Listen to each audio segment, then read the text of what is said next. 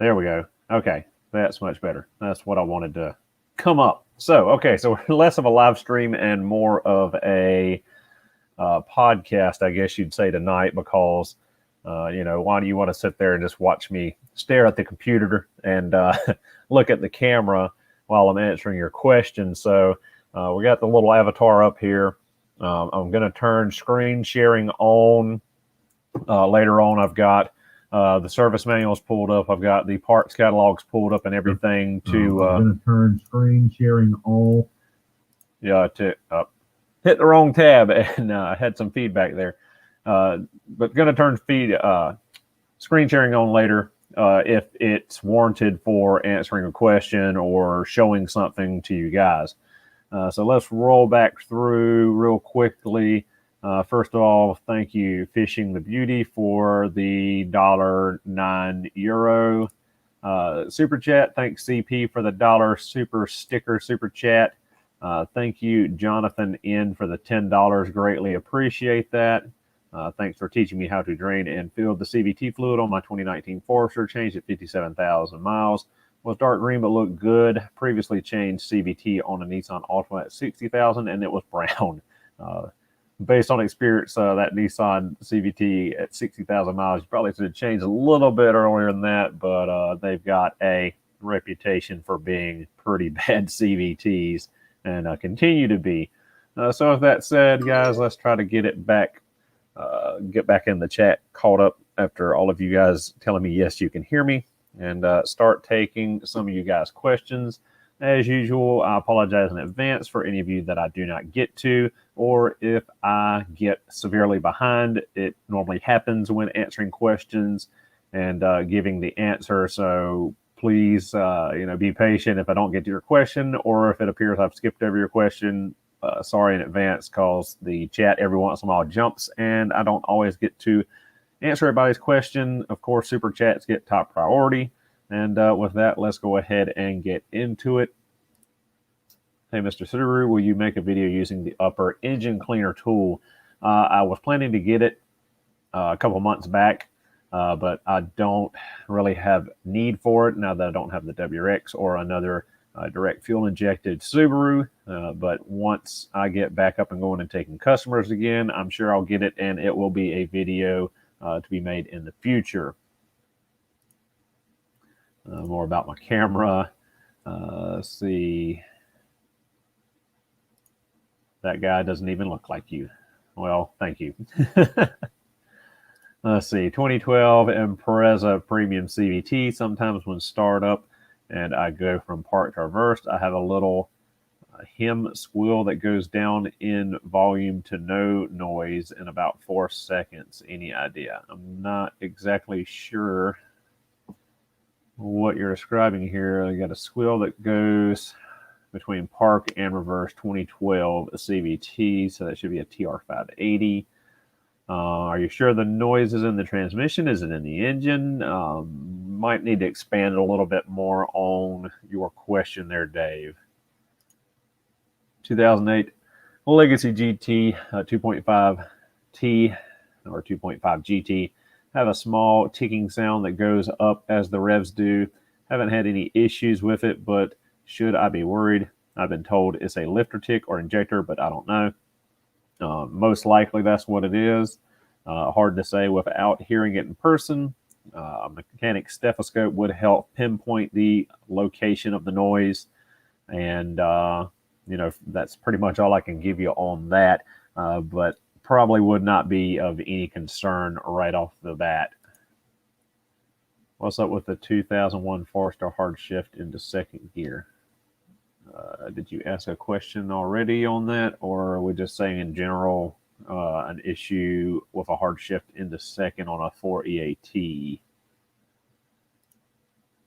Speaking of CVT, I wonder why Subaru doesn't have the intervals changed earlier. I don't know what Subaru's issue is. It's mainly Subaru of America, as we found from the CVT videos, that Subaru Japan and Subaru of Canada have different service intervals than Subaru of America does for the CVT. So not sure why Subaru of America still holds fast to that lifetime fluid, don't touch it, except for the quote-unquote severe duty, which could very well be any owner could be grouped in that severe duty category in the service manual, which dictates 25,000 mile replacement. So they need to get better on their language and definitions for the care of the CVT transmission.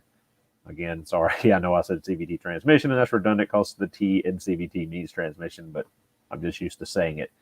So I don't know what their deal is with the CVT and why they can't get a a steadfast ruling on service intervals for it. On a 3.6, what tools are needed to change the coolant hose at the bottom, the coolant hose at the front of the engine that goes to each head? What tools are needed to change the coolant hose at the front of the engine that goes to each head? Are you talking about the upper radiator hoses? It's been a while since I've looked at a 36. I know the old 30s had two upper hoses, but I can't remember if the 36s did. Let me pull up a Google tab really quickly and just make sure that's what you're talking about is the upper radiator hose. I'm pretty sure each one of them, although H6s, I'm pretty sure have a double upper hoses. And yep, here's a 2015. Yep, that's the upper hoses. So what tools do you need to change the coolant hose at the front of the engine that go to each head? Just need a regular hose clamp pliers, regular spring type hose clamp pliers. Nothing really special. You could get a pair of channel lock or slip joint pliers, and you should be able to squeeze those hose clamps just the same. You wouldn't have to really get a dedicated pair of hose clamp pliers. Will you do the head gaskets on my 2007 Outback 2.5? If I had a place to do them, and if you're not too far away from upstate South Carolina, I'd be glad to, but so far we are still not going anywhere fast on getting a shop built, and I'm not really feeling going and renting a shop in town again. If I'm going to be paying out money, I would rather be paying a mortgage payment on something I own on my property rather than a rent payment on something that could be gone for me tomorrow. 2007 Outback 3-liter. Can valve covers be replaced in engine? Do the half moon rubber pieces need to be replaced? I'm assuming we're saying can the valve covers be replaced with the engine in the car? And that is absolutely yes. Do the half moon rubber pieces need to be replaced? It's always advisable to go ahead and replace them, just due to them getting old and brittle. But if they're not leaking, technically you don't really have to replace them. Just make sure you go over top of them with some fresh RTV silicone, 3-bond or ultra gray Permatex. 2013 Crosstrack, 155,000 miles, low oil light coming on after 3,000 miles from oil change. Now I'll watch the oil and add as needed. I'm guessing it's the oil consumption issue as no leaks.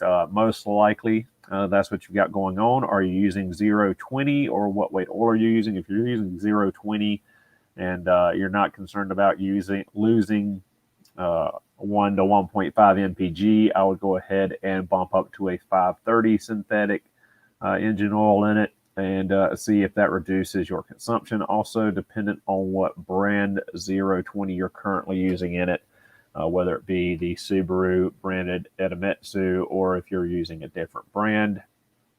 And talking to dealer techs, they have seen a decline in the consumption of the oil, and some have seen a total stoppage of consumption when changing from a different brand back to the Subaru branded Edametsu oil.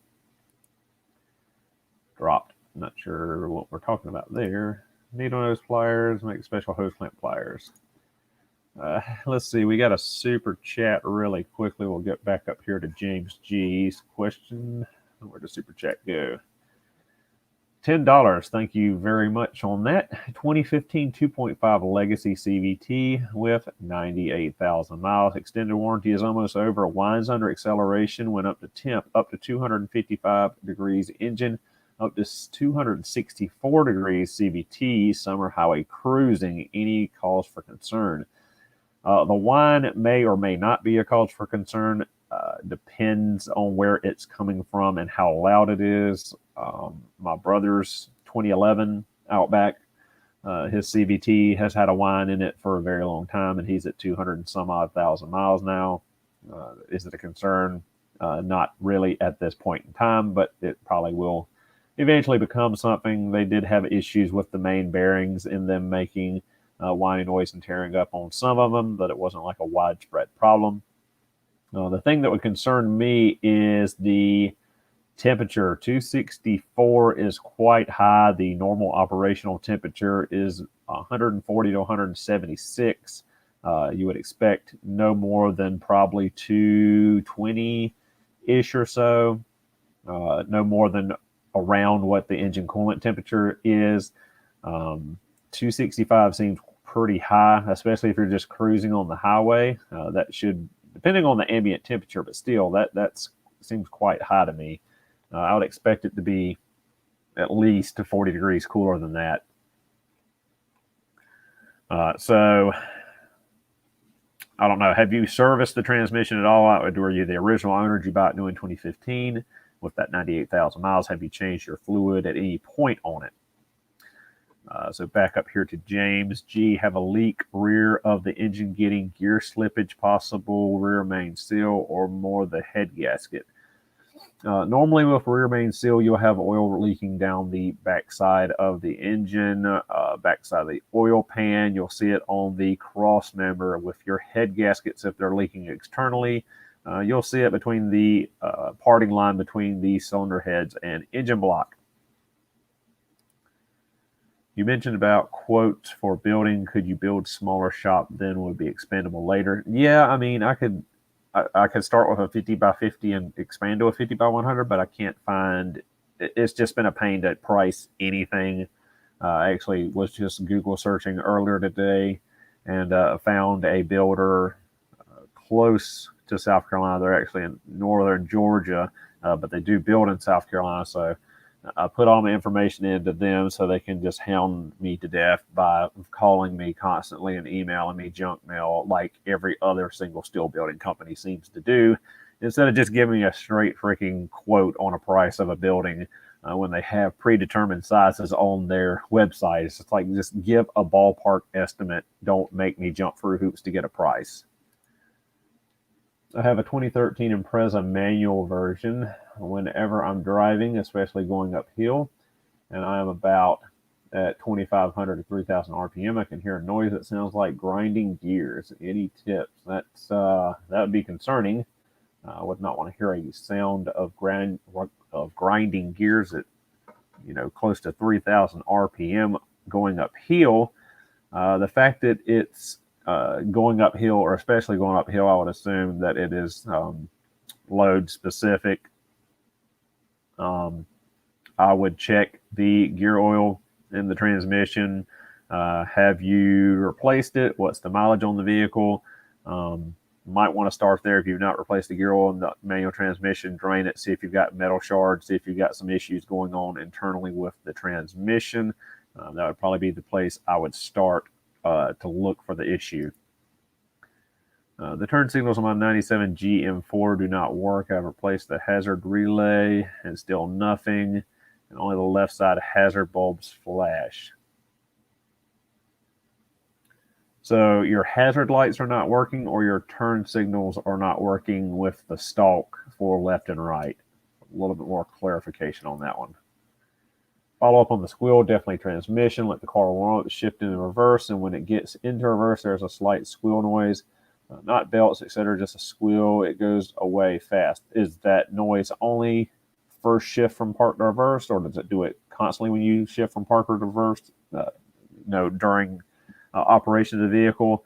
I know that a lot of the newer Subarus, especially those that are CVT equipped, they do that high idle warm up thing where they, idle at 1800, 2000 RPM until they reach a specified temperature, and then the idle returns back down.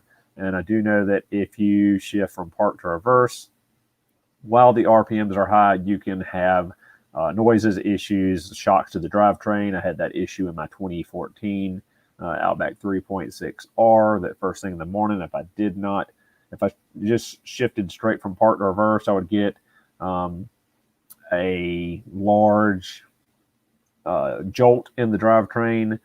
So what I started doing was shift from park straight to neutral without stopping. The RPM would drop slightly. If you don't want to wait the full 5-6 minutes, however long it takes, depending on how cold it is, for it to actually drop back down to normal idle below 1000 RPM, and then would shift to reverse, and it made that much less noticeable. So maybe take note of where your RPMs are when you're shifting from park to reverse and it's making the noise. It could be that it is idling high during that fast idle warm-up period. I changed the water pump and thermostat on my Subaru and the tensioner after putting it all back together. The car is shaking. Did you verify your timing? I'm assuming this is a EJ engine. If all you did was change the water pump, thermostat, and your tensioner for the time belt, as long as everything's back together, there shouldn't be any shaking going on. Nothing was really disturbed. Otherwise, I would pull the timing covers and make sure you got everything timed up right. You might have it off a 2 for something. Our CVT transmission is junk as a generalized statement? No. Why does my 2002 Forester shimmy and shake 45 and 60? I've got no idea. I mean, you might have tires out of balance. You might have an issue with the CV axle. You might have, a bad engine mount, transmission mount. There's tons of things. It could be alignment, strut. There's too many variables, too open-ended of a question to really give a definitive answer on that.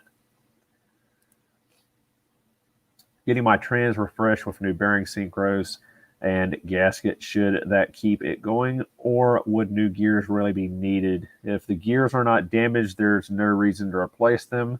Of course, hopefully whoever is refreshing the transmission will do a thorough inspection of the gears, make sure there's no nicks or damage in the teeth, make sure there's no cracks in the gears, and you should be good to go.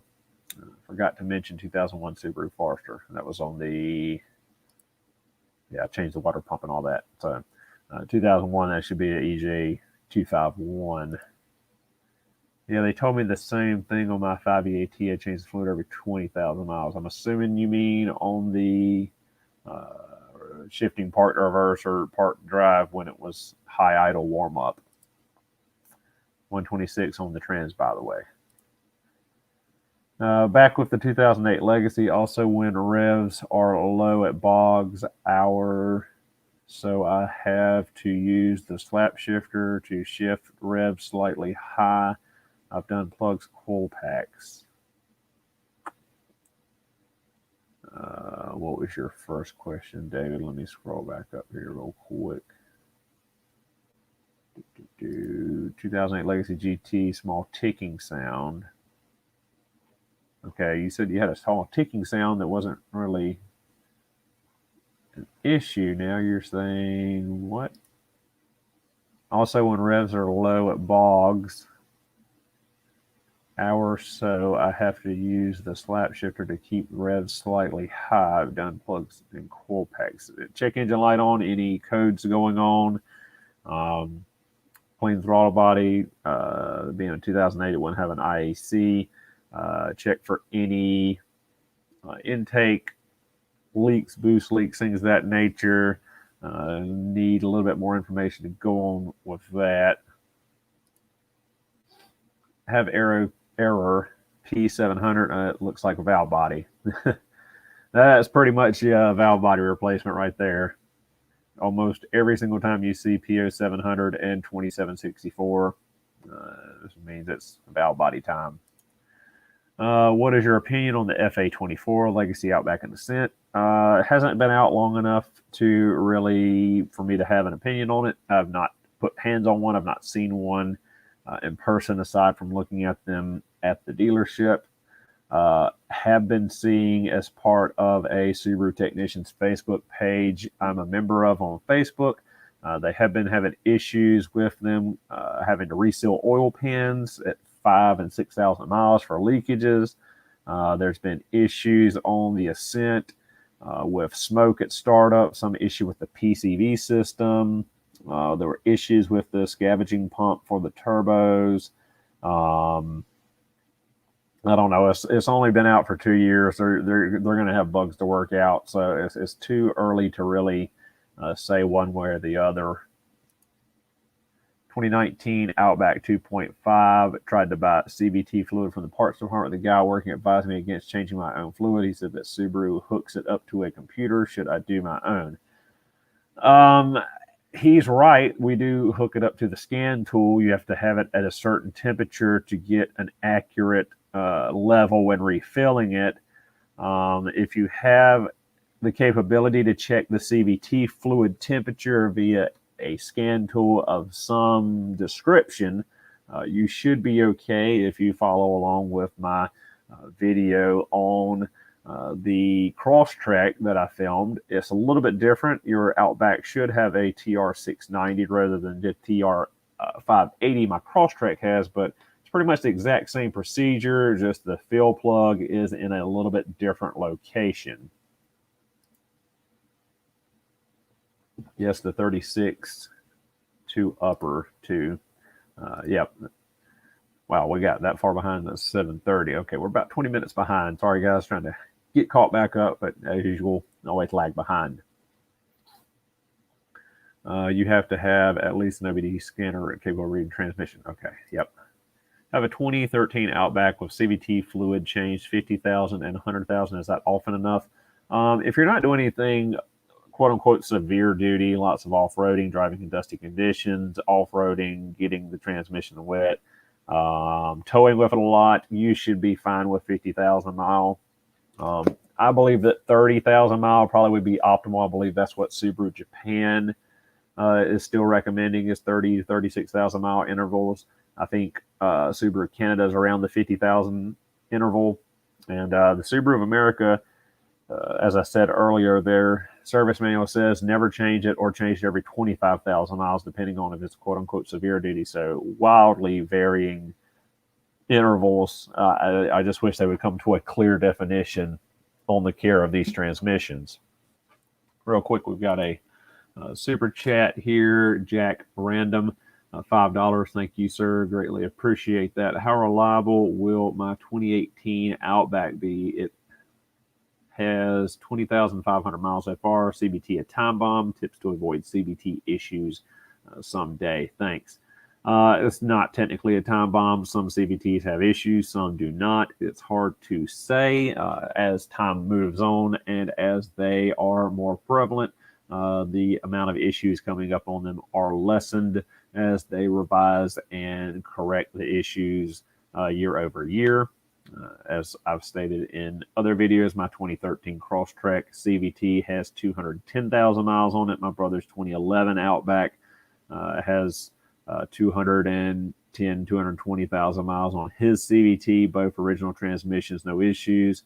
I've seen CVTs have no issue, for hundreds of thousands of miles. I've seen them fail at 30,000 miles or less. It's just a flip of the coin. I mean, sometimes it's due to issues with the way they were manufactured, not so much in the way you drive it or care for it. So it's, a hard question to answer without a magic 8-ball or a crystal ball to tell you what the future will bring.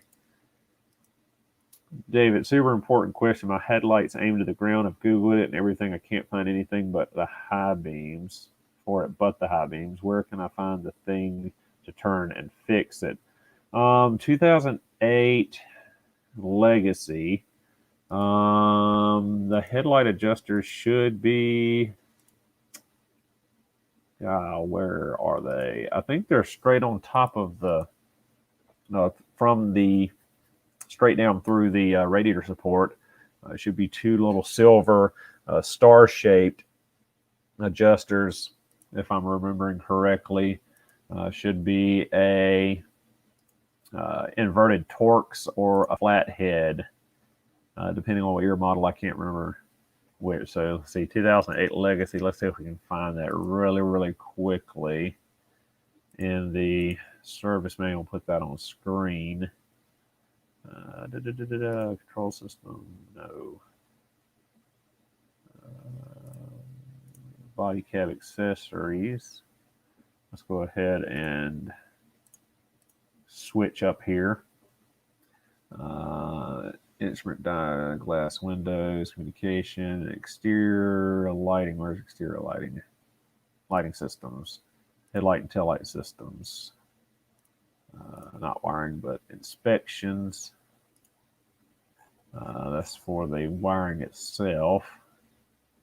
Headlight assembly, adjustment. Here we go. Your adjusters are here at the back, A and B. Adjust the vertical beam level A first, then horizontal beam level B. I'm not sure if you can see that, but it's on the back side of the headlight housing. One is to the top left of the low beam, and one is to the bottom right of the low beam, just under the high beam bulb. I'm not sure that I can make that picture any larger, unfortunately. Sorry about that. Where is shop located? It is not built yet, so not located anywhere currently. Tried buying solenoid installed, and 5 days later, same error. Yeah, usually it's best to go ahead and replace the whole valve body, just due to the fact that if you get a solenoid or a used solenoid, you know, sometimes they don't last, as you saw there, 5 days and then crapped out. So also could be a wiring issue. Most of the time I see it, it is an issue with the solenoids in the valve body. It's not usually a wiring issue, but that is a possibility as well. Crosstrack also having occasional starting issues. Sometimes starts up no problem. Others cranks and cranks. Eventually starts. Dealer can't find issue. What year model was that one? I can't remember. Was that 13 or 18? I remember seeing a previous question on it. That's odd. Well, I say it's odd the dealer can't find the issue, but that doesn't really surprise me with the people that the dealerships tend to hire nowadays. They don't have the best diagnosticians working for them for drivability concerns, and in this case, starting concerns. What type of car, David? That was a Legacy 2008 Legacy GT. Change your battery. 020. Yep. Remember. Okay, you had that oil consumption issues earlier. Hey man, great channel. I have a 2013 Tribeca where the passenger airbag light never comes on. How would you go about troubleshooting that? Thanks. Tribeca interior. Are you talking about do those have the airbag, the occupant detection system? Are you talking about that? I think they have them in the overhead console, like the Outback Legacy, where it should go from Outback off to Outback on in having someone sit in the passenger seat. If so, you might have an issue with the occupant detection sensor module under the passenger seat. You might have an issue with the wiring harness. I know they've had a recall recently for occupant detection systems on, I believe, the newer Crosstrack, Forester, and Impreza. I'm not sure if Outback Legacy is affected. I'm not sure if Tribeca is affected. You might want to contact the dealer with your VIN number and see if yours is affected by that recall. It might tie into that. And my chat just jumped. Where were we at? There you go. Sorry, I meant the little hose under the intake manifold, not the upper radiator hoses behind them. That's a tight fit. I have a hard time thinking I can reach them. The little hoses under the intake manifold.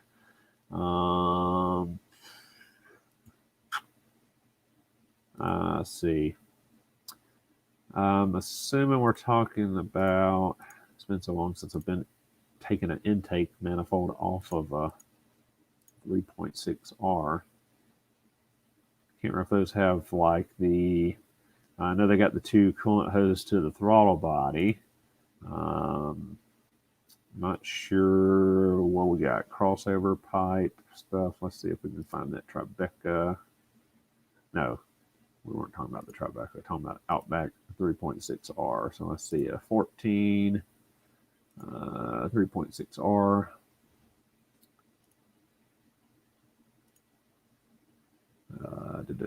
Engine section 1.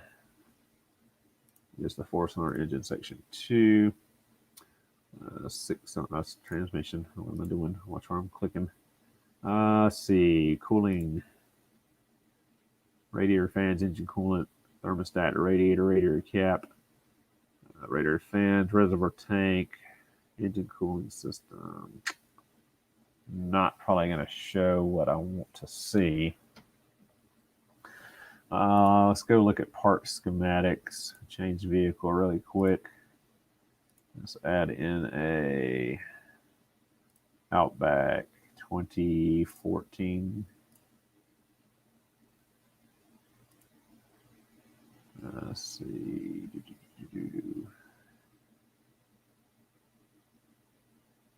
Not automatic transmission. Where's the engine? Engine cooling.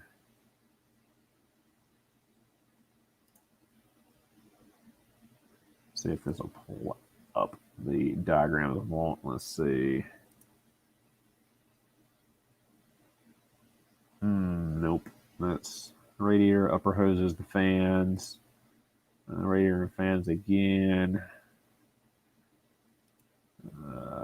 Cooler pipes for the transmission. Not what I wanted to see. I'm not going to probably be able to find that really quickly. Let's get back, try to get some more people. You might have to take the intake manifold off. I'm not exactly sure off the top of my head which hoses you're talking about. Likely there'll be a clamp,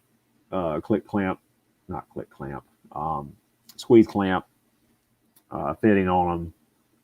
And, you know, if you have those hose clamp pliers and you got some hose grip pliers, you might be able to grab them and pull them out there, but you might have to take the intake manifold off depending on exactly where they are and where they go under the intake manifold. I've read that the bypass valve on the 15A filter is higher. Is it okay to use an aftermarket oil filter with lower bypass spec valve? Lower bypass valve spec. Said that a little backwards. I'm not a big fan of, let's see, the 15A should be the blue tall boy filter, right? Off of memory. I'm not a fan of any of the blue Subaru USA filters, the Fran filter rebrand. So as we showed on the other videos, I either use the Japanese original black filters in their place, or I get a Wix or Purolator filter. But that's really quickly explanation. I'm not going to get too heavily into oil filters, but I always prefer the Tokyo Roki black Japanese Subaru filters. 2000 Impreza Outback PO302, cylinder 2 misfire after changing plugs, wires, coil pack. Throttle position sensor compression test passed okay, only 164,000 miles. So I'm not seeing, let's see, after changing plugs, wires, coil pack, throttle position sensor, compression tested okay. Have we done a cylinder leakage test yet? Have we verified that we have spark? I know you changed the plug, wires, and coils, but did you verify the spark or the lack of before putting all of those parts on there? Have you verified that there is injector pulse at the fuel injector? Those would be the next things to check if you've got good compression reading. I doubt you really have an issue with cylinder leakage, but never hurts to check that as well. 2013 Outback power steering, a little noisy when turning is a big issue. I wouldn't say is a big issue if it's just a little bit noisy turning. How old is your power steering fluid? When was the last time you replaced the fluid? Is your fluid still nice and bright red? Is it dark brown? Does it have a burnt smell to it? It may be, now that it's getting a little cooler, it could be that O-ring that's notorious for shrinking on them and sucking some air and causing them to make some noise and whine. It could be that your upper suction hose has gotten getting hard and sucking air as well. So I'd check that upper suction hose, see if it's gotten hard, and check the status and condition of the power steering fluid. Hit the like button and get 7 years good luck. Thanks, Fishing the Beauty. Batteries changed, had starting issue for 2 years or more, so in the summer. 06 Forester XT has power steering whine, but it goes away after a while. It sounds like you've got a hard suction hose or a shrunken O-ring. Check on my older videos from a couple years back on power steering noises in the Subarus. The fact that it goes away after a while tells me that once the engine gets up to temperature, once things get heated up, that it's something that's temperature related. So most likely a shrunken cold hose or O-ring that needs to heat up to seal back up. Go think you're going to have to take plenum off for those hoses. I'll have to look on my yeah, that's what I pretty much think so. Yeah. Green Smash, have you changed the power steering fluid at all? Right there behind me, Tim. I asked the question about doing the head gaskets. I live in Florence, South Carolina, and I have a decent sized garage at my home. I really would like to know more about having them replaced. Did you email me or message me on Instagram? I think I recall some contact from somebody in Florence about head gaskets, but I can't remember exactly right now. CVT service 2 times, one time with Valvoline at 59,000, then back to the OEM at 73,000. Super America said 265 was normal for the particular CVT, but that sounded like BS to me, hence the question. Yeah, I'm not able. I saw your question earlier in the live chat before I went live, and I was looking into it. I was not really able to find a specification in the service manual. I don't really have access to Forester specific service manuals, but for Outback Legacy, it's basically all the same. And what I was seeing was, quote unquote, for normal would be 140 to 176. Pretty much as a broad sweeping rule, automatic transmission fluid or CVT fluid, 220 is about as much as you want to see. Even on like my Duramax, it's even got a built-in, it's got a dedicated analog temperature gauge for the ATF, and 210 is about the max you want to see on that big Allison transmission in that diesel pickup truck. So 264 just seems abnormally high to me for a CVT transmission in a Forester. Subaru of America, it just depends on who you're getting on the hotline, whether they actually looked into it or if they just said, yeah, that's okay, and gave you a quick reassuring answer.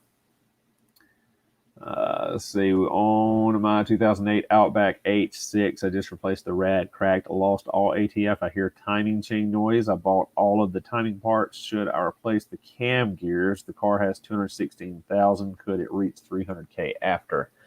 That's a good question. We pretty much know that there's no kits available for the H6 or the newer timing chain engines. You basically have to buy all the individual components. That said, with that kind of mileage on it, it would be advisable to go ahead and get new cam gears. 08, you would be 08 should have AVCS, so I'm not sure exactly how much more expensive that would be compared to the older EZ30D, like in my 2002 Outback, which is just a stamped steel gear with nothing else on it. But you know, with any chain and gear system, they develop a wear pattern between the two pieces. So if you're to put a new chain on those old gears with their old wear pattern, it could start eating up the new chain and cause issues. So the best case scenario would be to put a new gear with the new chain, so everything's new and it can wear in together. I would probably go the mile extra and spend a little bit more money while you're doing everything in there to go ahead and replace those gears as well. Unless you just want to take it apart and see if your chain noise is what I would probably go with was probably just going to be a chain guide that's broken or loose, or a weakening chain tensioner. You might not even have to change the chain at all. It might just be one of those plastic guides. It might just be a tensioner that's weak. But if you want to buy all the parts and replace everything at one go, which, I mean, once you open it up, that's a pretty big job. So, probably go ahead and do it all at once. 2011 Outback 4-digit VIN of B, replacing the timing belt with ASIN TKF 006 kit. Gates list 2 different kits depending on whether the fourth is a B or a G. Do you know why ASIN only lists 1 kit? 2011 Outback 2.5. That was the same as my brother's Outback. I'm pretty sure I used the 006 ASIN kit on it as well. I believe the difference there had to do with the water pump that comes in the kit. I think some of those engines may have been equipped with an oil cooler, some not. And depending on which configuration you have, depends on which water pump you get. Some of the water pumps only have 1 outlet on one side of the thermostat. Some have 1 on each side of the thermostat. Some have 2 on one side and 1 on the other. It just depends on if it has an oil cooler or what's the other thing? Having a brain fart. But usually the variance in those kits is the water pump. All the tensioners are the same across all the single overhead cam engines. All the timing belts are the same. Tensioners are the same until you get back into the early 90s when they had the single actuated rod tensioner that pushed against the larger pulley, separate than the swing arm design they have on the later EJs. But I would assume the difference is in the water pump. So you might want to take a look at your water pump, get under the car, and see how many nipples are coming off of the sides of the water pump, and check it with the picture in that kit. But the 006 should be the correct kit. During the winter, it becomes -20 Fahrenheit where I live. I've noticed engine oil becomes excessive. Engine oil becomes excessive on the FB20. Do you think this is caused by the tolerance? You leave out engine oil consumption. I'm assuming was the issue there, that your consumption becomes excessive. Do you think this is caused by tolerances? Possibly. -20, I would say move up, but that's pretty cold to move up to a thicker engine oil. Aside from just keeping a track on your oil, I'm not sure what else to say. You didn't put in what year model or what model Subaru you have. So if it's still under warranty, I'd push for an oil consumption test to be done and get the short block replaced. If you're out of warranty, just make sure you keep on top of, your oil level and don't run it low. 2002 WRX wagon, temperature gauge showing hot, but OBD2 scanner shows temperature is fine. Already changed the coolant temp sensor with a Subaru one grounding or wiring.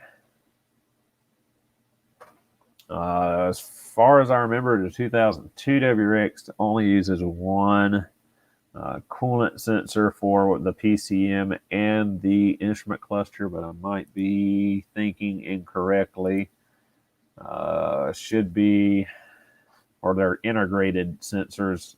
I know some of them used a triangular plug. I think it had 3 pins, and one was for the gauge, one was for the PCM. Some of them used 2 separate sensors in the coolant crossover pipe. Not sure off the top of my head which that would be. Let's see if I can find it very quickly here. Let's see, engine 4-cylinder 2000. I'm looking at Outback, not Impreza. Let me back out. Impreza 2002. Dual overhead cam engine. I've got a feeling that's not going to be in this section. Let's see if we can. ECT.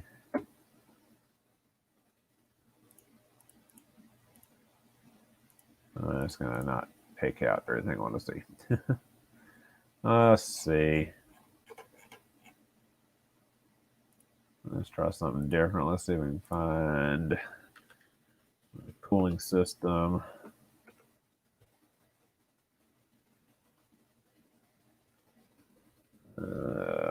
That's all the flow charts for diagnosis. I think we've gone through everything. There's 22 of them. I don't know if it's under general information. Probably not. The dual overhead cam engine. It might be in this.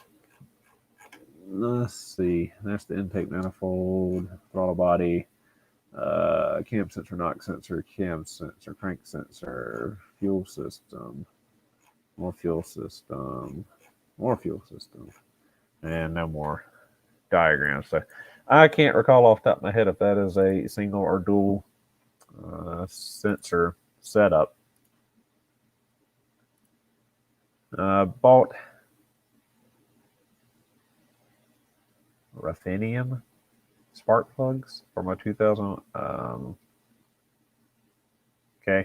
a 2001 Forester, but the gap on the plugs are at 0.032, but OEM recommends 0.044. Should I gap these or leave them as is? I'm assuming that was supposed to be iridium. I have gapped them before. You just got to be very careful not to break the tip off when you're checking them. It's not the issue is not the grounding strap for the electrode; it is for the tip that you do not want to chip or break because it comes to a very fine point. I have a 2018 Outback with 20,500 miles of the CVT time. I think we've already answered that one. High 2006 Forester X manual whistling sound coming from the rear as I pushed through the gears only under load. Whistling sound. That would make me think of air sound. I wouldn't think of a whistling sound being in the drivetrain. That would be something I would probably need to hear to help any further along with. What do you think about Subaru Tribeca? I've never owned one, nor have ever really worked on one. I've inspected a couple for customers, but I don't know. They're the black sheep of the family. They've got a lot of their own bespoke parts that do not interchange with other Subaru models, like their ball joints are not the same ball joint that every Subaru model's used for the last, 2 decades. So they're very quirky, odd, experimentally type cars. But I don't have any firsthand experience with them to give a, to give a recommendation or not on them. Dear Mr. Subaru, my 2010 Forester drives very well on Ultra 94 gas in Canada, but I guess I go down to gas 91 or less. Won't drive good. Also noticed detonation as hit the gas pedal. Any suggestions? Is it a 2.5? I guess it would be a 2.5. Have to be being a 2010 Forester. That's weird. Those should run on like 87 octane. So I don't know if your market got, a different engine, but I don't think it did. When was the last time you did tune-up stuff? Spark plugs, things of that nature. What's the mileage on it? I'd start going to that kind of looking at that kind of stuff, because it should run a 2010 2.5 Forester should run fine on regular 87 octane. You shouldn't need to put 94 or 91 in it to keep from having spark knock. Hi, Mr. Subaru. Love the video. 2015 Impreza CVT automatic making noise when making tight turns. Sounds like a wheel is rubbing against fender liner. It very well could be. It could be an issue with the CV axle. Get up under there and take a look-see. See if anything looks out of place. By the way, your videos are awesome, Mr. Subaru. Thank you. Sorry, Robert, when I bought the car from the dealer, they told me that the transmission fluid is a lifetime. I figured that was a BS, so that's why I changed the transmission every 20,000 miles. Yeah, the 5EAT transmission fluid is not lifetime either. It's like 30,000 mile rotation for that. God, what they running those? ATF HP transmission fluid. Recommendations on OEM alternatives for axles for a 98 Outback. I really don't have any aftermarket recommendations, I always use the OEM reman from the Subaru dealership. Just bought Subaru OE remans from the dealership not too long ago for my 95 Legacy patches. So they still have them for the 95 models, so you should be able to get a 98 Outback reman from the Subaru dealership. I think they ran like 180, 190 bucks. So not going to have issues with those compared to the aftermarkets that almost are always too long, too short, or vibrate, or all of the above. The turn signals did not work on my 97 GM4. I flick the stalk, the hazard switch works and flashes, but only left side. It has new hazard relay. Wondering if it could be the stalk or something. It could be something in the stalk. It could be several different issues. Check. First, make sure your bulbs aren't burnt out. I know that's weird to say, but make sure the bulbs aren't burnt out. Check to see if you've got power coming to the sockets, and just trace it from there. Start tracing wires back from the sockets back to the battery. You'll find the issue eventually. 2019 Impreza Sport 2-liter Canon filters. Do you recommend replace the OEM with it? Stick with the original Subaru filters. Not really any need to put a K&N filter in a 2019 2-liter Sport. You got to worry about the oil from the K&N filter getting on the mass air sensor and contaminating it. It could cause more issues than it's really worth. The original filters are cheap. Just make sure you change them every 30,000 miles or so. Real quick, there were 2 super chats I did not get to. First one was Jack Random. Thank you, sir, for the $5. How reliable will my 2018... Okay. We've answered that one a couple of times now. Sorry that you went ahead and did a super chat, but we answered that earlier on. I think about 15 minutes ago. I've seen it pop up about 3 times now in the question. So hopefully you're around for when I answered that question for you. Like I said, some are good, some are bad. I would change the transmission, the CVT fluid regularly. Sometimes they have issues. Sometimes they, will go for 100, 1,000 miles. It's hard to tell. 2003 86, 141,000 miles. I pull a 1,000-pound boat trailer combo, no notice. Would you recommend a transmission cooler? A transmission cooler never hurts, but do you need it for 1,000 pounds? Most likely not. If you're on pretty level ground, if you're up in the mountains or something, yeah, I'd probably go ahead and put a transmission cooler on. Subaru Ken recommends every 100K or 60,000 miles with CVT fluid change. Okay, sorry, I was close. I thought it was 50,000, but 60,000. Thanks for the correction there, Arthur. Have a 2012 Legacy 6-speed. I was wondering if it's the same 6-speed that comes in the WRX. Confused as to what 6-speed was put in the Legacy. WRX. Are you talking about the STI 6-speed? The WRX didn't get a 6-speed until 2015, or is that the WRX you're talking about? The late model WRX 15 and newer 6-speed is, as far as I know, the same 6-speed that came in 2010 and up 2010 to 2014 Outback and Legacy model. It's the same cable shifted 6-speed. I believe they might have a slightly different final drive gear ratio. They might have different ratios to some of the gears, but I'm pretty sure the case and most of the guts are the same. I know they're both cable shifted 6-speeds, and if they have the same gear ratios for final drive, I'm not sure, but I know that like the outer casing and the shift mechanism are the same.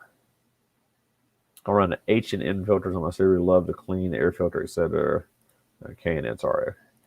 Christopher, are you talking about adding an external transmission cooler, because our flat 6s usually have a cooler built in the radiator? Basically, every car with an automatic transmission has a cooler built into the rad, Tim, but they're not great, to say the least. I mean, they're the bare minimum. They're just a heat exchanger between the hot coolant in the engine and the ATF.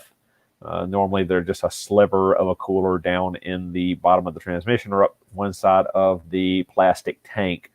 So external coolers are always way better, especially when you're taking all of the heat from the ATF out into the air with an air to fluid cooler, rather than trying to exchange the heat from the coolant and the ATF. Another super chat here from Matt.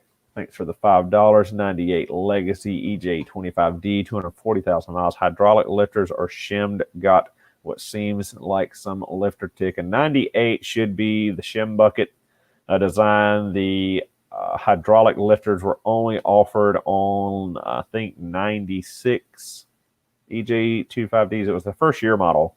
They had the hydraulic lash adjusters, as they call them. And from then on, they were the shim buckets. You might have a lifter tick going on.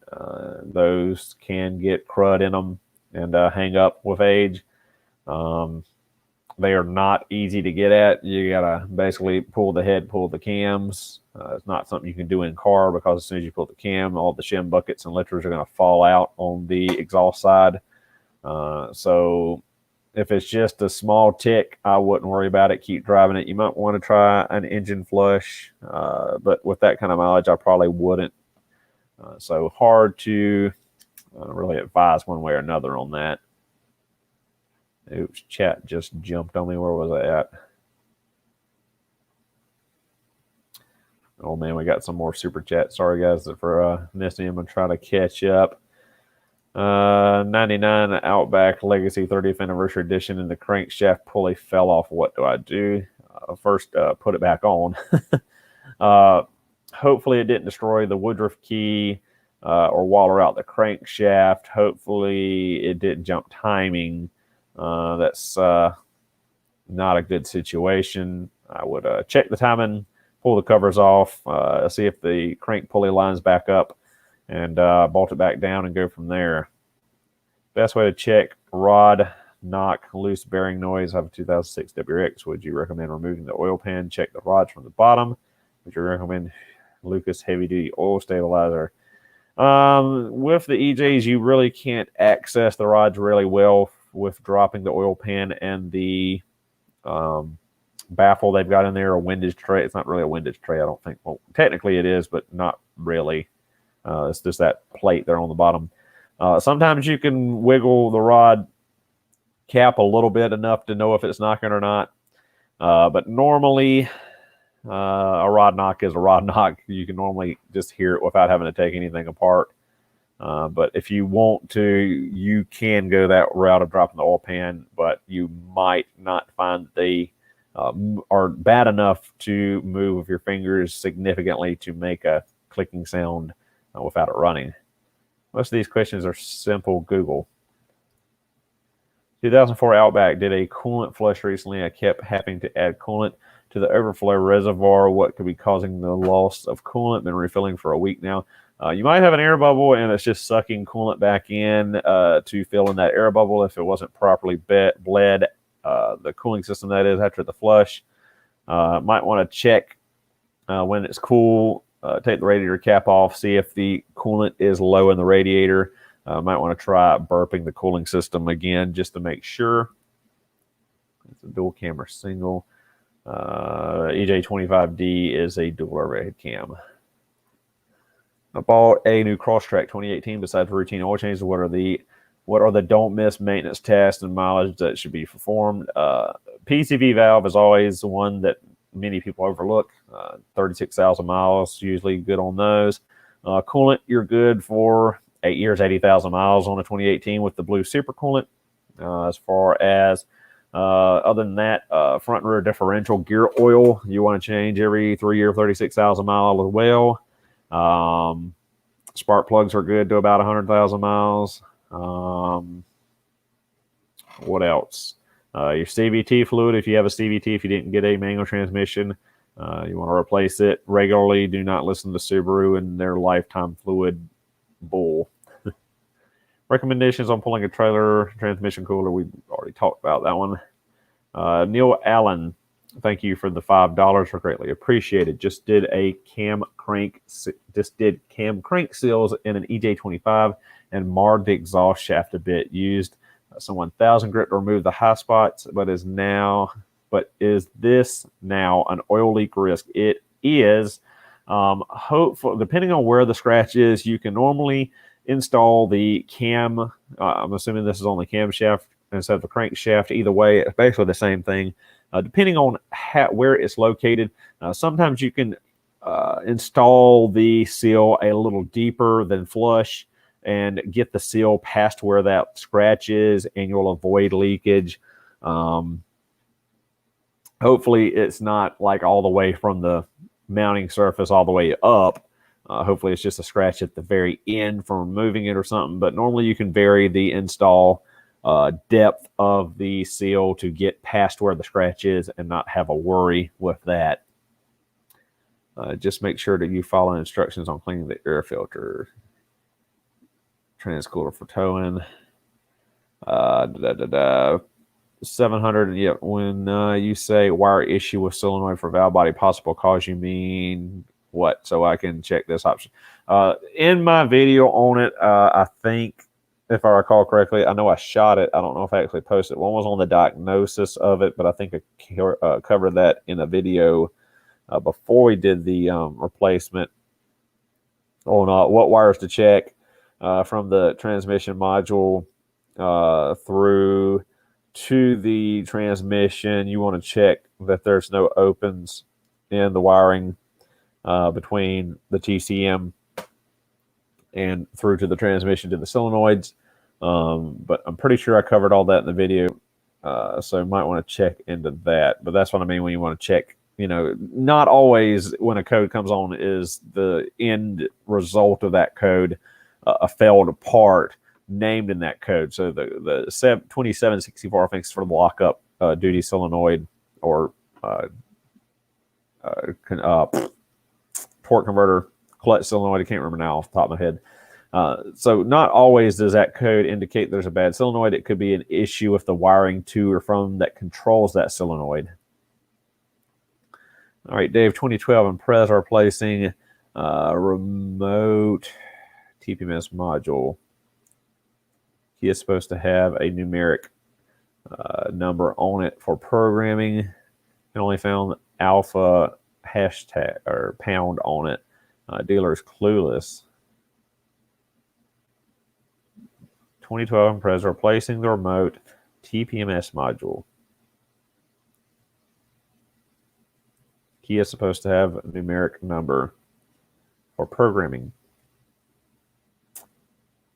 I'm not too sure on that one. If the dealer is clueless, I'm not going to be much help either. I'm assuming the remote TPMS module is the one that's mounted under the seat. I don't know if it's the same as on the Outbacks. I know they were mounted under the driver's seat because I had mine burn out on my 14 when it got flooded. And I had to reprogram the TPMS module on it, but it was pretty easy to do with the TPMS tool. I don't know if it was I think those were standalone TPMS. I don't think it had anything to do with the remote. I'm pretty sure the remote still worked. So they should be able to pull up that information with your VIN number, I would assume, but maybe not. Not sure how to advise you on that, man. Transcolor should be the first upgrade on any 405 ETC insurance. Gregory, thank you for the $5. Greatly appreciated. 2006 WRX 90-degree coolant hose that goes from the oil cooler to the engine block. What's part number? Dealer keeps giving a hose that is too short. Please help. See, 2006 WRX. 2006 WRX.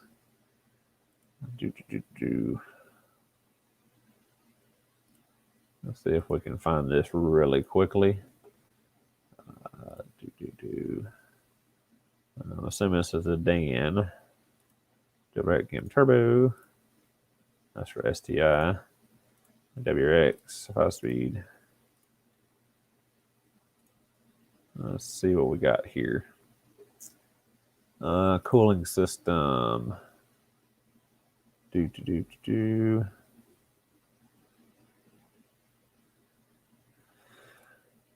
It said 90-degree hose to the oil cooler.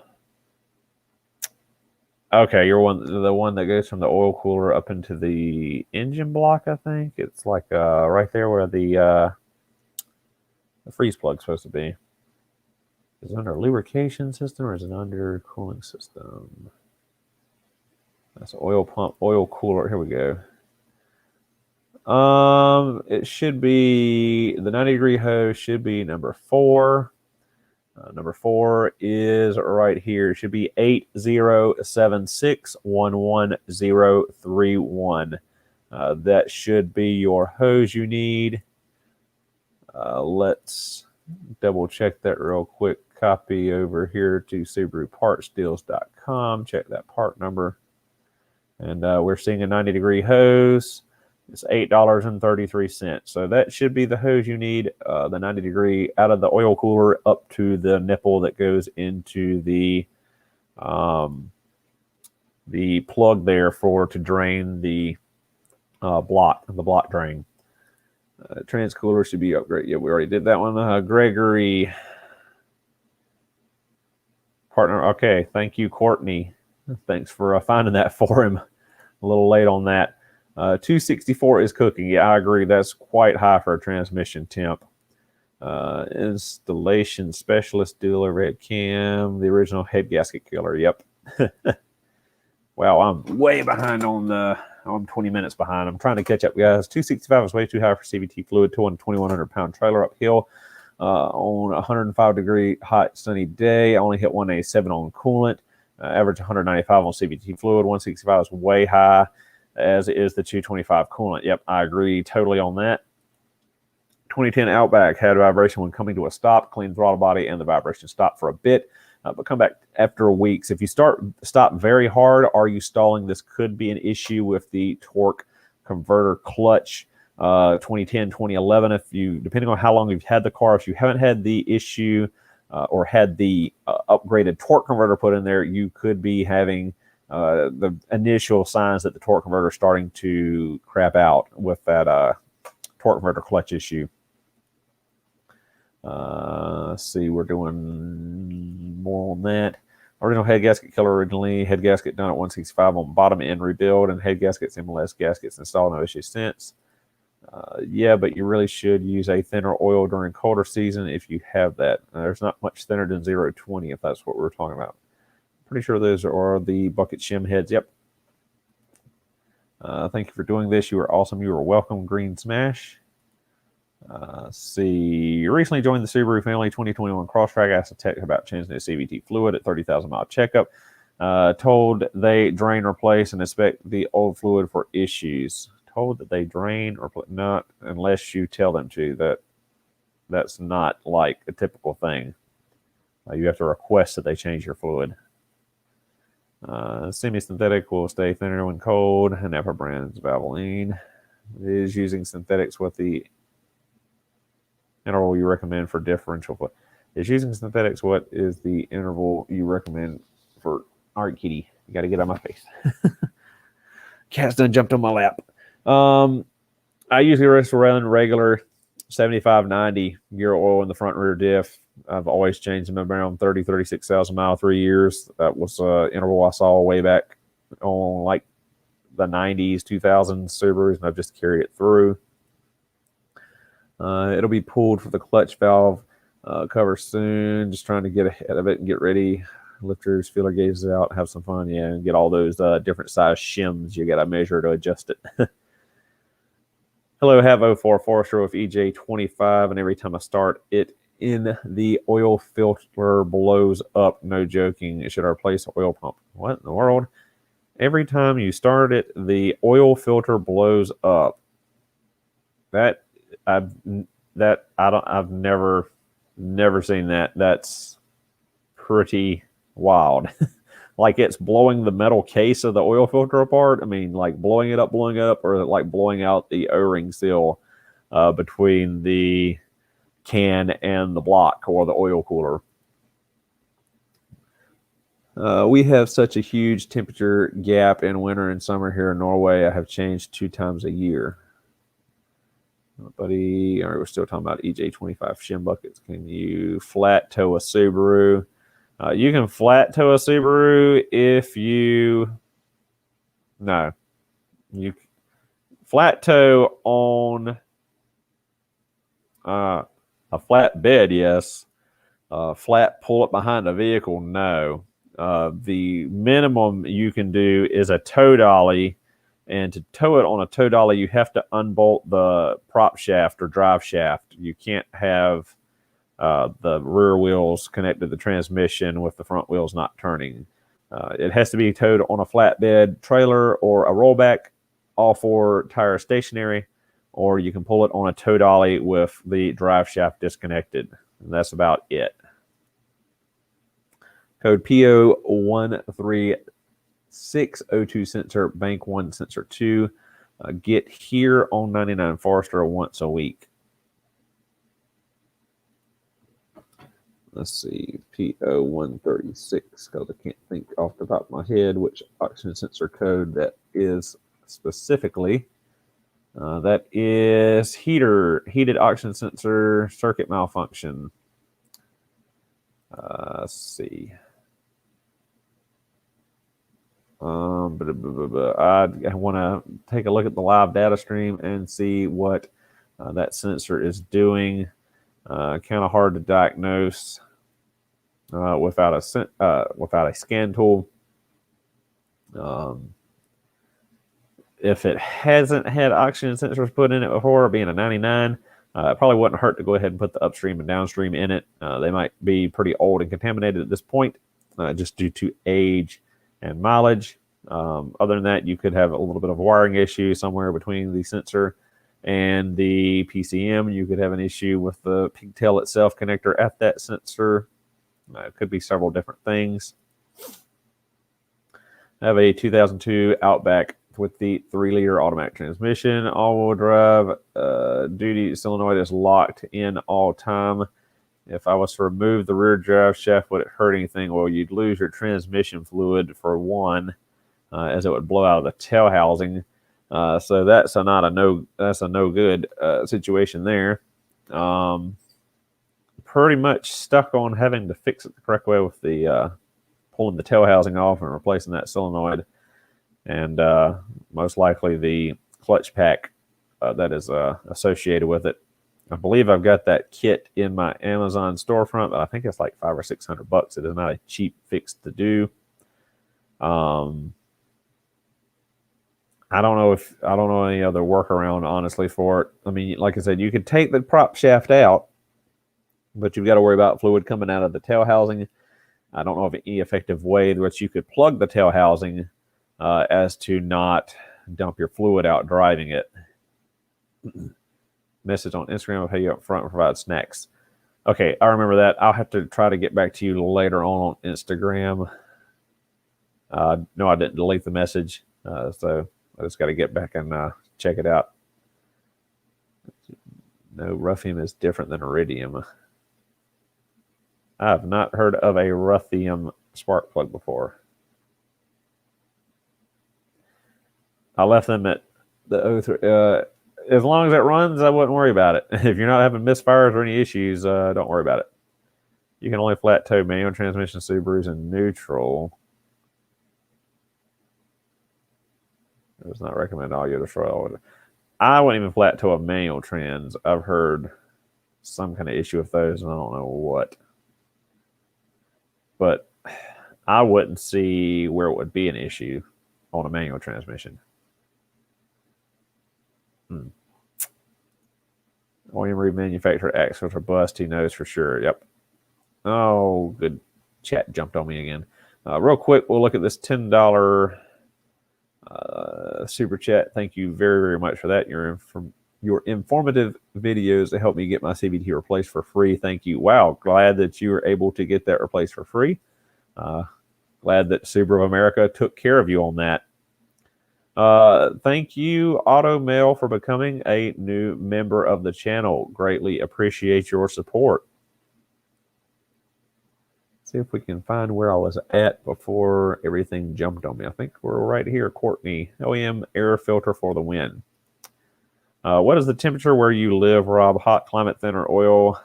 Thin, thicker, if you have a turbo. Are you asking me, or were you talking back and forth in the comments? Temperature here today was 60 degrees Fahrenheit. You can't run a Subaru without the prop shaft as the rear diff connected. to the rear diff connected. The fluid leaks out. Yep. Said the same thing. 2010 Outback with 250,000 miles, soft brake pedal, no leaks. Have replaced a booster, master cylinder. Should have looked at the ABS system.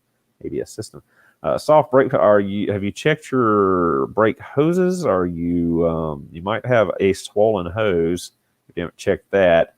Are you sure you effectively bled all of the system? I would still look at trapped air. I don't think the ABS pump or module would have any effect on having a soft pedal unless you had air trapped in the ABS module. But as far as I recall, you don't have to actuate the ABS pump to bleed brakes, like, say, the older GMs, which I know you did, but not sure. Hey, ETR Garage. Anyone else having problems with a 2015 six-speed manual Forester at 1,330,000 miles and needs a new clutch? I'm assuming that's 1,330 miles or 13,300 miles. Needs a new clutch. That's odd. I have seen issues with the newer ones having 130,000 miles. Okay, you corrected that. 130,000 miles for a clutch isn't super abnormal. Is it the clutch that's actually going out, or is it the release bearing? I know they've been having issues with some of the throw-out/release bearings becoming noisy on the later model manual transmission cars. What time is it? It's 8:48. I think we're either going to go to 9 or 9:30. Probably not going to run this on too long. Don't want to strip my voice out again like I did a couple weeks ago. 2016 Impreza, why do hub bearings have to be replaced so often? Is there a generic hub you recommend?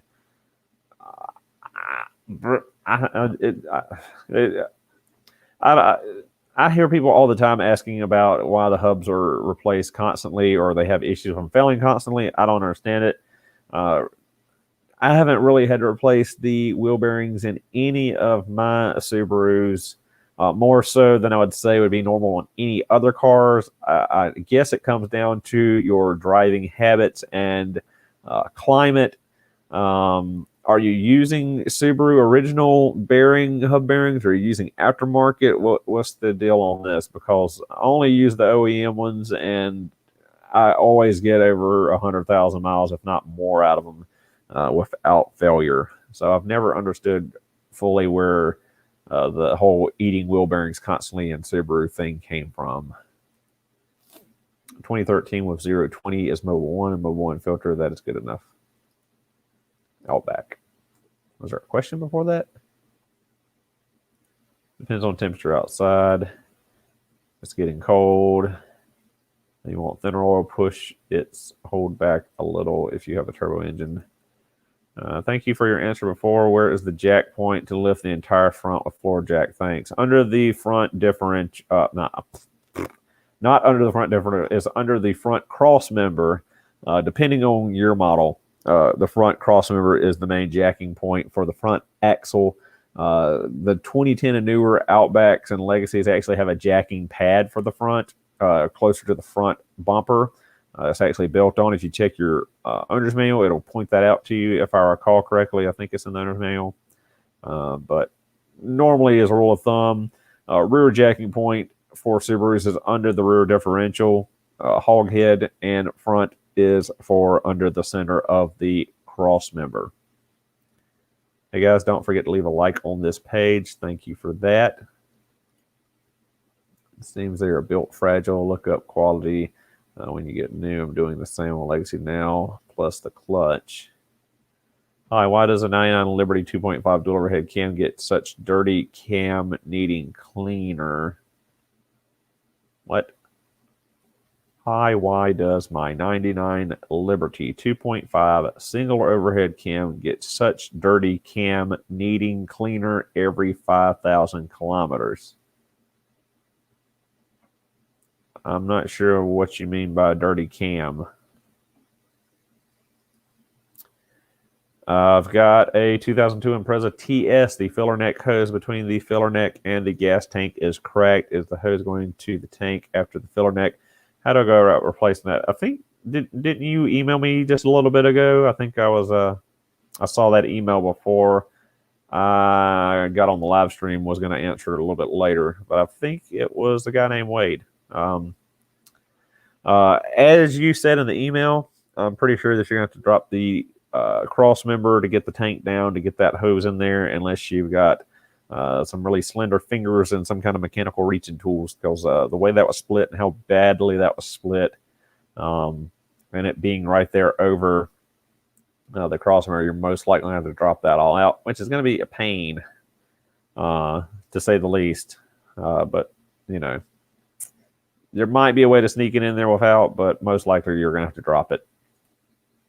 2012 Impreza TPMS and remote unlock the same module. Back left quarter panel. Can't install the new one because need the remote transmitter code for key. Programming needs number. I can only find alpha number. I have never been great at that kind of thing. Finding the numbers for programming keyless modules. The way the 2014 Outback I had was when I did the TPMS module. It literally took me like 5 minutes with the TPMS tool to reprogram the module. But I don't think that it had the remote control in it, because I don't think I had an issue with my remote not working. Oh, no, it did. I think it was TPMS remote and the instrument cluster, I think, ran through that module, because my instrument cluster didn't work and the chat jumped again. And I don't remember exactly if the remote worked. If the dealership can't figure it out, that's a telling sign. As far as I know, you should be able to look, the parts department should be able to look up with the VIN number and find that number for the keyless. Should be, but I'm not 100% sure. 2020 Crosstrack, cut open blue filter, oil, and can smell fuel on the filter.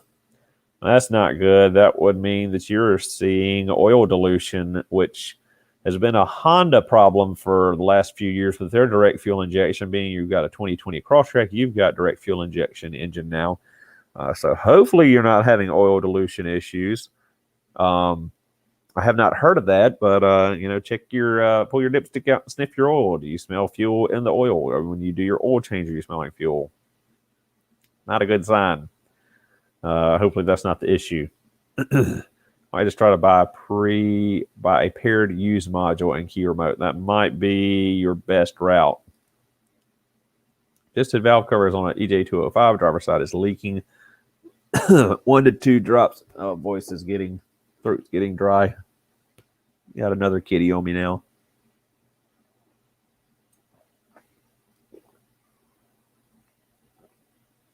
Just did valve cover gaskets on EJ205. Driver side is leaking. 1 to 2 drops after drive. Used Honda Bond in the factory service manual instructed locations. Did you use Subaru original gaskets or was it some aftermarket? Can you see specifically where it's dripping from, or are you just seeing the drops underneath? When you did it, did you just replace the gaskets, or did you replace the half moon seals at the back of the heads as well? Yes, both. What was that? Not seeing anything before that. Can I reuse the valve cover gaskets if they only have 25 miles on them? The gaskets themselves that are injection molded that go into the actual rocker cover, cam cover itself, they should be okay. They should spring back after they've squished down. You should be fine to reuse those. What do you think of Crosstrack 2016 CVT? Same as I think of my 2013 Crosstrack CVT. I have not, you know, it's going to be the same pretty much as mine. They're all have the potential to be great cars, and they all have the potential to be crappy cars. It's how it's maintained, cared for, and how it's driven. Do you have an experience with 2010, 2012 Legacy GTs? Honestly, one of my favorite series ever owned. I've not worked on any of them. They're pretty rare. Not many of those were made, sold. I've seen a couple around. A buddy of mine's got a 2011 non-GT, but we put GT hood and all that stuff on it. But haven't had the actual hands-on of working on one. Never used the gaskets. Being 25 miles and being that it's a silicone gasket, it shouldn't be an issue. He's referring to ruthenium. It's more wear resistant than iridium offered by NGK. That's something obviously I'm way behind. I've never heard of that. I need to get on NGK's website and check that out. Is that something that's just recently come out? Because I've never heard of ruthenium, if I'm even saying that right. Spark plugs. All I've heard is platinum and iridium, and the normal stuff and copper plugs we've had for years and years and years. So old dog learning a new trick tonight, apparently. Ken, I found the new MLS head gasket for EJ205 single head cam at my near Subaru dealership. You should be able to. They should carry it. It should be part number ending in 642, if I recall correctly. Or you can go on the Amazon storefront. I've got it in there in the Amazon store as a kit from SubaruParts.com with the head gasket, intake, exhaust manifold gaskets, and I believe cam and crank seals are included with it. I think it's like $127 prime, all OEM parts. Having a hard time finding a 2002 Outback Legacy. Why did I say Legacy? I'm getting late and my eyes are crossing and can't read. Having a hard time finding a 2002 Subaru Outback hood latch kit. Wires are frayed in Arizona. Can't find one in the junkyard yet. Any ideas? Don't sell them new anymore. That's not great that they don't sell them at the parts department anymore. I don't know where you'd find one then aside from the junkyard or Subaru dealership themselves. And if Subaru's not selling it, I don't know. Perhaps Dorman makes one. Have you tried Advance Auto or CarQuest or Riley's, any of those places, see if they offer something in the aftermarket? I've never really looked into that. I haven't had one break on me.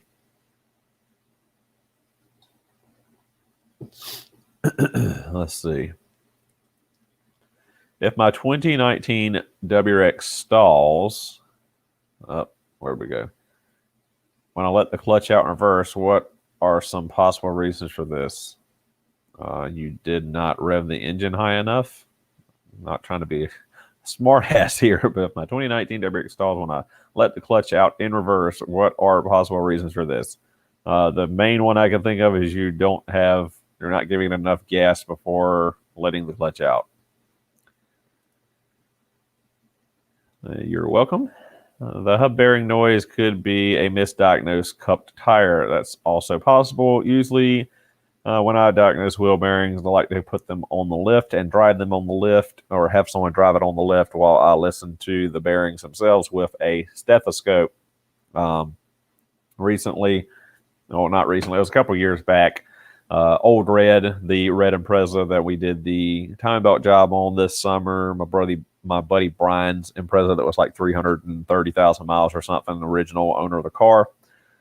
He went to the local Subaru dealership in Charlotte, and they informed him, their master tech informed them that he needed a new rear differential. His differential was gone on his Impreza.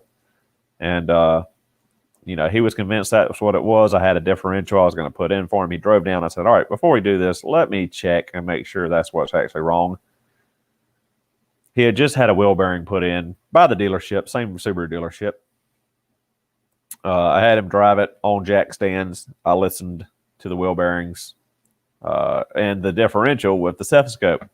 No noise coming from the differential whatsoever. Right rear wheel bearing was making the noise.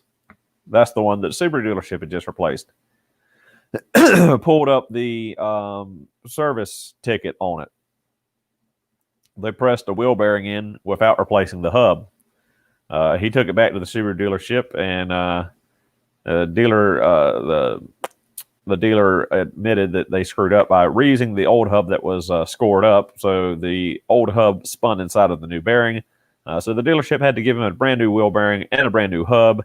And the master tech had to do it all with no labor paid to him, because he was the one that did it the first time, and also was the one to say that after replacing the wheel bearing that his rear differential was bad, and quoted him like $1,800. So again, dealership strikes again. Poor work from the dealership, poor diagnostics from the dealership. 2002 Impreza WRX. Can I run a Cobb cold air intake before getting access? No, do not modify the car without a tune. We'll just keep it there without elaborating. very large amount of explanation on modifications to WRX and STIs.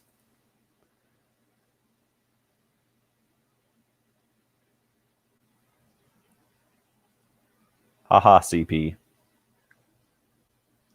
What ventriloquism?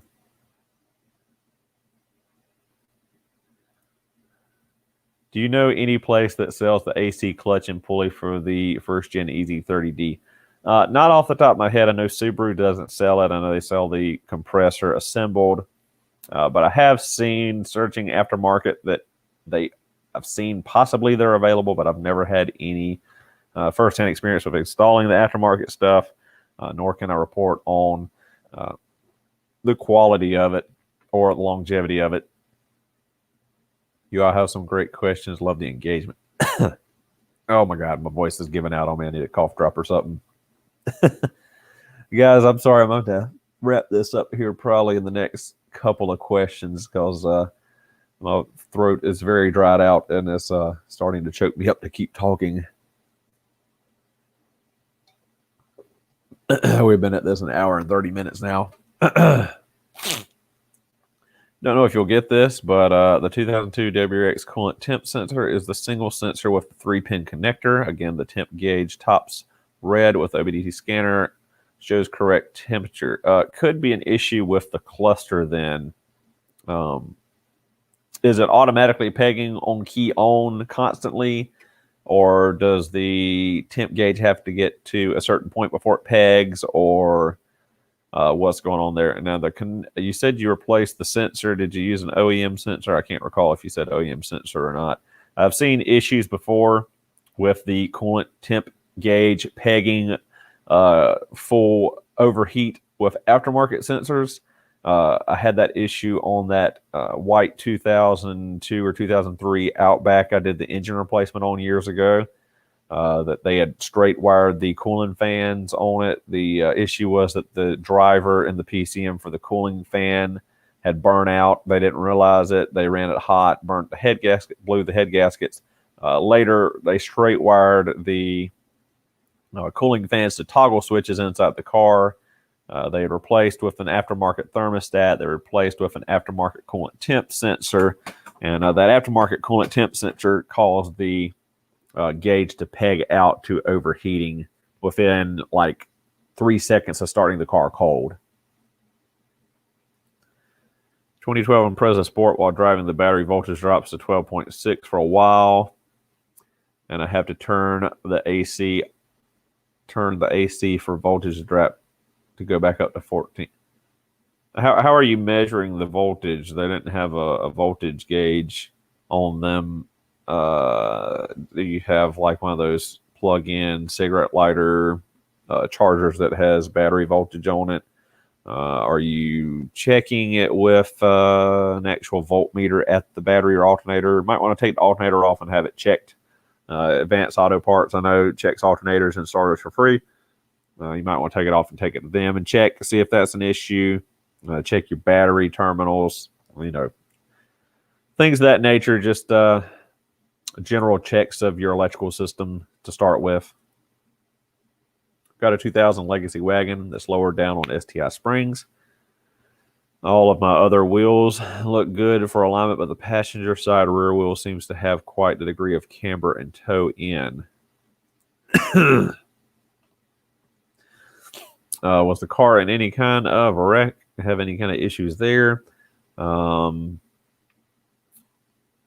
see, degree of camber. Is it cambered in or cambered out? And it's towed in. You should be able to adjust the toe. They have rear toe bars with an eccentric in them. If it's out of the specifications to change it, you might have a bad tow rod, not tow rod, whatever the heck they call it. I'm having major brain fart right now. But if I recall correctly, it's the lateral link there at between the differential and the trailing arm that has the little eccentrics on it is the toe adjustment on the 2000 to 2004 chassis. If the camber is bad in or out, it could be a strut mount. things that issue. It's because it's DI. Yeah, they always smell like fuel. Oh, that was back to the other guy with the fuel in the thing. My 17 Express smell like fuel. If it's smelling like fuel, that's normally oil dilution. Not a great thing.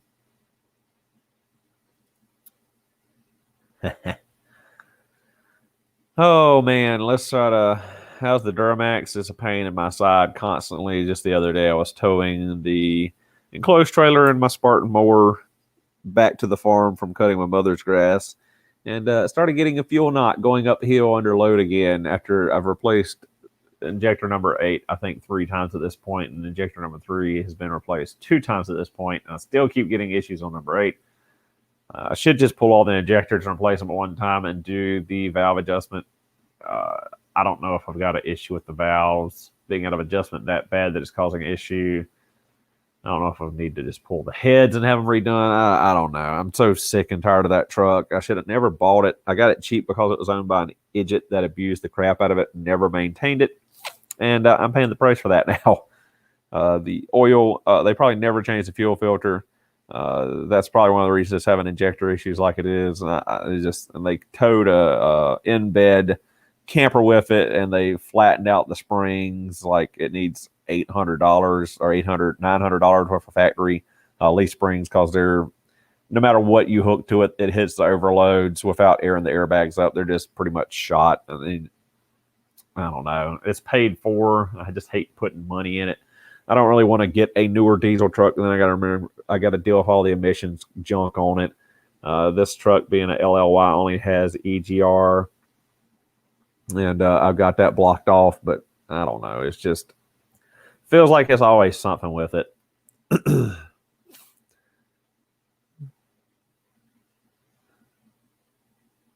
Huh. All right, replace with a Subaru sensor gauge, tops at 86, all stock. Try a different cluster, same result. So it's not the cluster, it's not the sensor. Likely you've got some kind of wiring issue somewhere if you've already swapped out those parts and you're getting the same result. So real quick, it's what, 9:08, 82 people in the chat. We're 66 likes. I'll like it myself to make 67. 2 thumbs down. Sorry to the 2 people that didn't like what they were hearing. Real quick, we'll answer 3 more questions, and I will bid you good night to go pop a cough drop and soothe my dry throat. But RS Hunter, the Ruthium plugs are pretty neat. Maybe a couple of years. Currently running them in a supercharged 500 horse 3 liter 600. Very impressed so far. I'm gonna have to research that because I've never heard of the Ruthium plugs before. Again, learn something new every day. That's the new thing I learned today. Let's see here. Dying. Let's see. Creaking and squeaking in rear tires and suspension when on rough roads on my 2016 Crosstrek. Have any idea what it might be? Could be several things. I mean, without getting underneath the car and starting to eyeball things, it's hard to point you in a direction. You know, get under there and look at your struts, pull the dust boots up, see if you got leaking struts in the rear. Check your rear sway bar, make sure it's not loose. Check the end links. Open up the hatch. Sit on the back of it or stand on the back, a little bumper latch area, and rock it up and down, jump on it. See if you can try to pinpoint what's squeaking, where the squeak's coming from. Kind of hard to advise on squeaks and creaks without just without seeing it and checking stuff over. So let's take 2 more questions and wrap it up here. 2010 parking brake light flashing along with parking brake unable to engage. Any suggestions? The system is bound up or found an issue and it is faulted to turn itself off. You're going to need to get it scanned, scan the code, see what the codes are specifically. Could have ABS issues, could be electric parking brake issues. Most likely you'll have some codes stored that will point you in the direction you need to go. 2013 Crosstrek parking brake cable bracket bolt size. Parking cable bracket bolt size. I'm not sure. I would pretty much every bolt on a Subaru is either an M6 by 1, M8 by 1.25, M10 by 1.25. That's like the three main bolt size thread pitches on the Subaru. So I'd probably guess it's one of those three.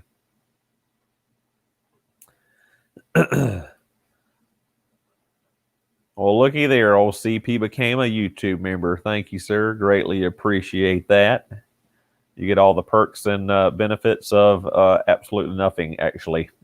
Have no tiers for rewards or incentives, which is pretty horrible on my part, but I don't know what to offer.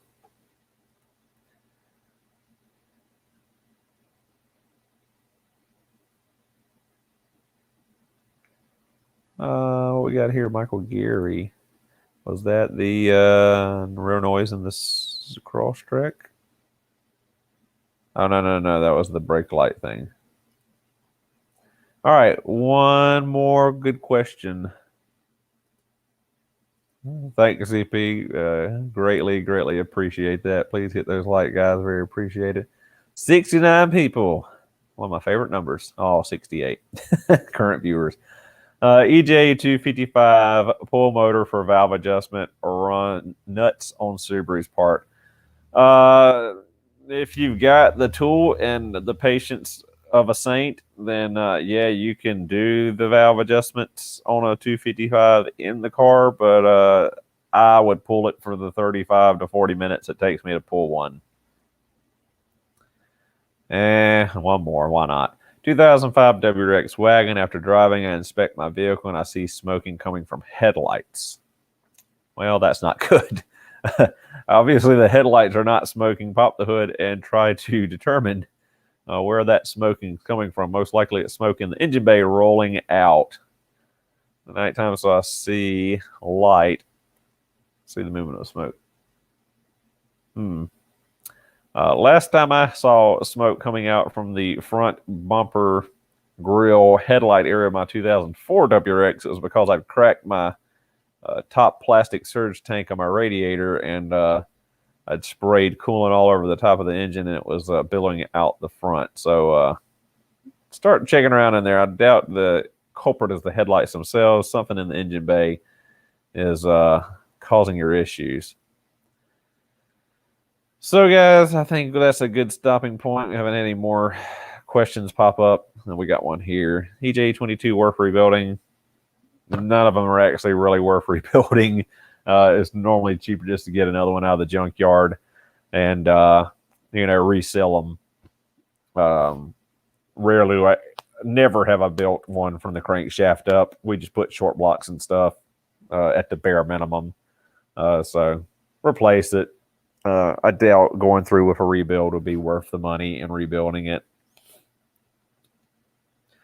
Well, guys, so with that said, thank you all so much for tuning in and hanging out with me tonight.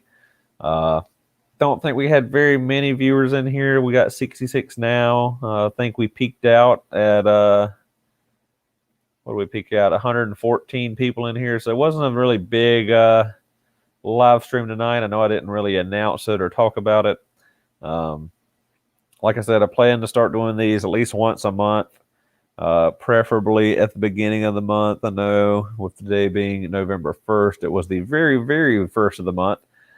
So I like to do these. They're a little bit easier on me than, throughout the week, trying to answer hordes of emails and Instagram DMs and comments on videos. Not that I'm gonna not do that stuff, but it is nice to give you all a forum to come to me and ask questions, whether I'm able to answer them or not. Most of the times I can. Sometimes you give me some head scratchers. Sometimes it's stuff that is hard to answer without actually seeing the car in person, putting hands on it, doing some diagnostic work. Let me know what you think about the layout today. doing the podcast kind of thing with the little avatar and going to the screen view to see, factory service manual stuff, anything I could find like that? Or would you rather me do it like I did the last 2 live streams with the camera pointing at me, sitting in my computer chair, just looking at me talk? I don't know what the, what that would, what better that would do, just seeing me on camera in front of the computer. But I know most people that do live streams do video themselves. This way I can sit here in my pajamas with my cat on my lap without being all dressed up like I had the last 2 videos. So again, thank you guys all for checking it out. Hope you enjoyed the stream. Hope I answered as many of you guys' questions as possible. And I will see you all again soon, hopefully around the first Sunday of December. I said Sunday again instead of Sunday. Sorry again for those of you that don't like my southern pronunciations. I can't even talk right now. But yeah, if you have a suggestion for another day of the week that would maybe be better, leave comments. I'm pretty sure this is going to post back up as a regular video. I'm not sure how many of you want to sit through and watch a hour and 48-minute live stream after the fact. But Sunday has been, since the beginning of the channel, basically the day I upload at least Subaru repair videos or Subaru content, or tried to, and trying to keep with tradition. I know Friday nights are a big, humongous traffic amount of time for people to live stream it on YouTube, and Saturday's kind of more so. I know Sunday can be a little bit of a challenge with most people getting ready to go back to work on Monday. Most people hitting the hay earlier in the day or earlier in the night than a Friday night or a Saturday night. But it's 9 o'clock here, or 9:18 here. So over the rest of the country, it's varying times. I mean, it's a worldwide thing. It's not just an East Coast thing with this. And I'm rambling on for no apparent reason. Thank you guys for watching. I hope you enjoyed, and I will see you next stream. Good night.